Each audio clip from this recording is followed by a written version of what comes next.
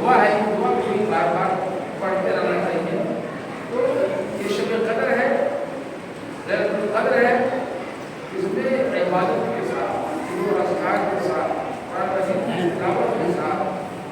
रात को गुजारे और चाहे बताए तो भगवान को पढ़ते रहे।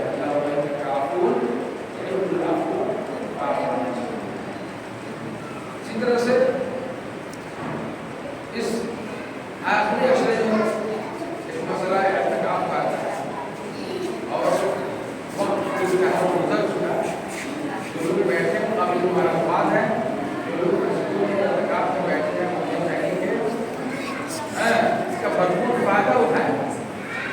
एहतिकाफ में बैठे हुए हालत में अल्लाह की इबादत करें और मस्जिद की तिलावत करें, नवाफिल का एहतमाम करें, असगार करें, दीन से लगाव के अल्लाह से रिश्ता जोड़े, गुनाहों की माफ़ी मांगे, दुनिया से कट जाए, दुनिया की गुफ्तगू से बाज रहे, हुजूर के कामों से, हुजूर की बातों से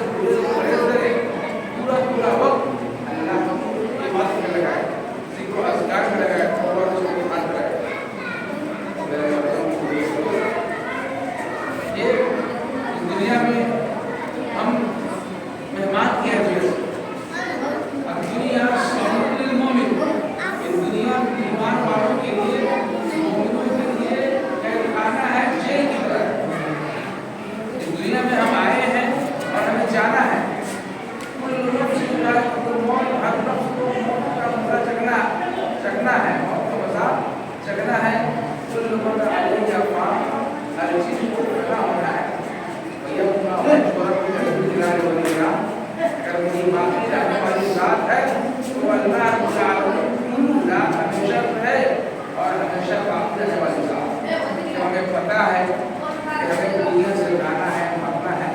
साथ में हमें कुछ लेकर नहीं आना है, तो हमारे अंदर अल्लाह का डर होना चाहिए, अल्लाह का खौफ होना चाहिए। हमेशा हम आखिरत की फिक्र में रहे, आखिरत की हम तैयारी करें। दुनिया में हम बहुत सारी चीज़ों की तैयारी करते हैं, घर बनाने की तैयारी करते हैं, कहीं बाहर जाना होता है उसकी तैयारी करते हैं, बच्चों के लिए सारे सामान इकट्ठा करते हैं, तैयारी करते हैं, उसी फिक्र में लगे रहते हैं। लेकिन हम जहाँ बहुत सारी चीज़ों की तैयारियाँ करते हैं दुनिया में, क्या आखिरत की तैयारी करते हैं? जो आखिरत की ज़िंदगी हमेशा वाली ज़िंदगी है, लेकिन उससे हम गाफिल हैं, बेखबर है, हमें कोई परवाह नहीं, कोई मतलब नहीं। हमारे अंदर दुनिया की लालच है, दुनियादारी है, हम दुनिया से मोहब्बत करते हैं, हमें आखिरत की कोई फिक्र नहीं है कि इस दुनिया से जाने के बाद हमें कब्र में सवालों का जवाब देना होगा। कब्र में जब हमें लोग रख कर चले आएंगे, मिट्टी देकर वापस चले आएंगे, तो अल्लाह ताला के हुक्म से फरिश्ते आएंगे, जो फरिश्ता हमसे सवाल करेगा, मन रब्बुका, तुम्हारा रब कौन है, माँ दीनुका, तुम्हारा दीन क्या है, और मन नबीयुका, तुम्हारा नबी कौन है। इन तीनों सवालों के जवाब के लिए हम दुनिया में तैयारी करें, और हम कब इन तीनों सवालों के जवाब को कब देंगे? जब हम दुनिया में जानेंगे अच्छी तरह से कि हमारा रब कौन है, हमारा माबूद कौन है, हम दुनिया में हम क्यों पैदा किए गए हैं। अल्लाह ताला ने कुरान में इरशाद फरमाया, वमा खलक़तुल जिन्न वल इंसा इल्ला लियअबुदून, कि मैंने जिन्नों और इंसानों को सिर्फ और सिर्फ अपनी इबादत के लिए पैदा फरमाया। तो हम दुनिया में रहते हुए जानेंगे, समझेंगे, उस पर अमल करेंगे कि अल्लाह ताला हमारा रब है, वही हमारा मालिक है, वही हमारा राज़िक़ है, वही हमारा मालिक है, वही हमारा माबूद है, वही इबादत के लायक है। हम सिर्फ अल्लाह ताला को अपना माबूद समझें,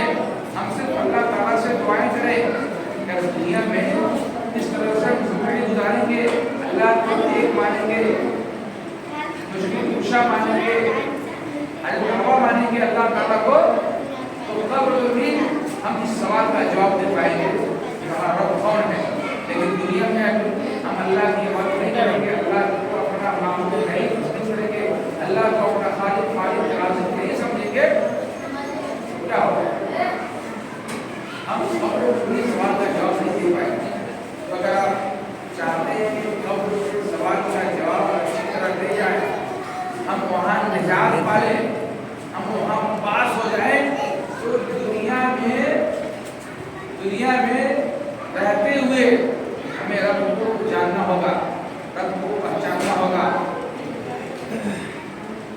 رب کو اپنا معبود سمجھنا پڑے گا،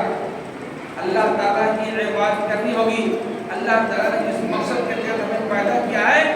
اس کے مطابق اللہ تبارک و تعالیٰ کی عبادت کرنی ہوگی، تب ہم قبر میں بھی اللہ فرشتہ کے سوال کا جواب دے پائیں گے کہ ہمارا کون ہے۔ اسی طرف سے دوسرا سوال ہوگا ماں دینوں کا، تمہارا دین کون سا ہے، یعنی کس دھرم کو مانتے تھے؟ تو جو دنیا میں رہتے ہوئے دین اسلام کو مانے گا، دین اسلام کو عمل کرے گا، دین کیا ہے اس کی حقیقت کو جانے گا، اس کے تقاضے کو جانے گا، دین کے اصول و ضوابط کو سمجھے گا، دین کے جو ارکان ہے، اسلام کے جو ارکان ہے، ایمان کے ارکان ہے، اس کو جانے گا، مانے گا، زبان سے بیان کرے گا، دل سے تسلیم کرے گا، جواب پا جائے گا۔ اسلام کے جو ارکان ہے کلمہ شہادت، لا الہ الا اللہ محمد رسول اللہ، نماز قائم کریں گے، زکوٰۃ ادا کریں گے، رمضان کی روزے رکھیں گے اور حج کریں گے،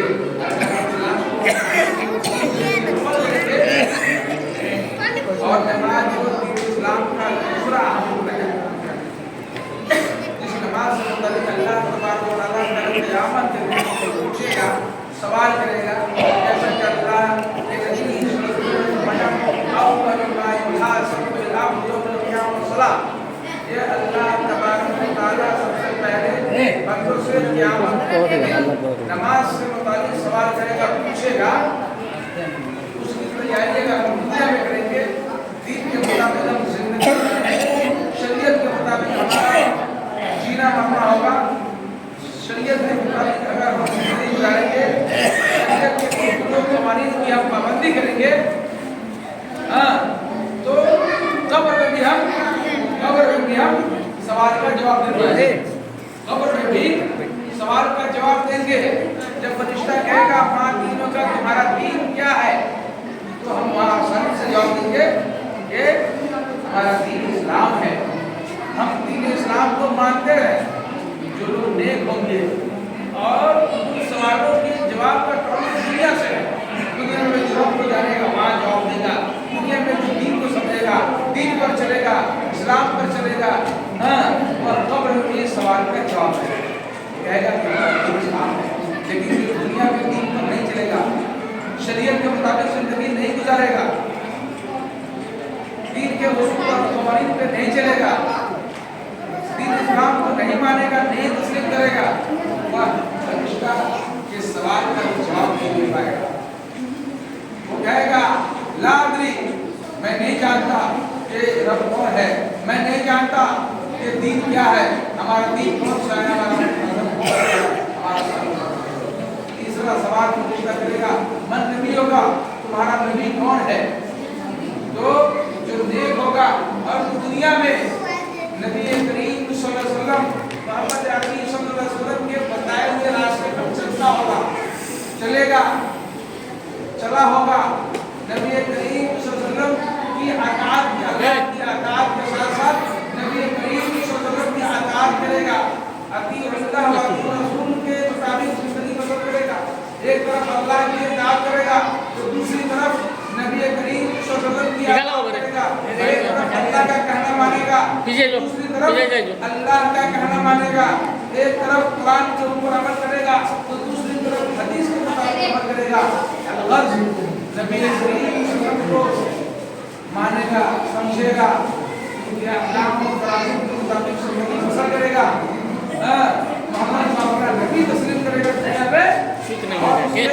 کہے کے مطابق زندگی بسر کرے گا، تو قبر میں بھی فرشتہ کے سوال کا وہ آسانی کے ساتھ جواب دے گا۔ جب فرشتہ کہے گا من نبی ہوگا، تمہارا نبی کون ہے، تو وہ آسانی سے جواب دے گا کہ ہمارا نبی محمد صلی اللہ علیہ وسلم ہے۔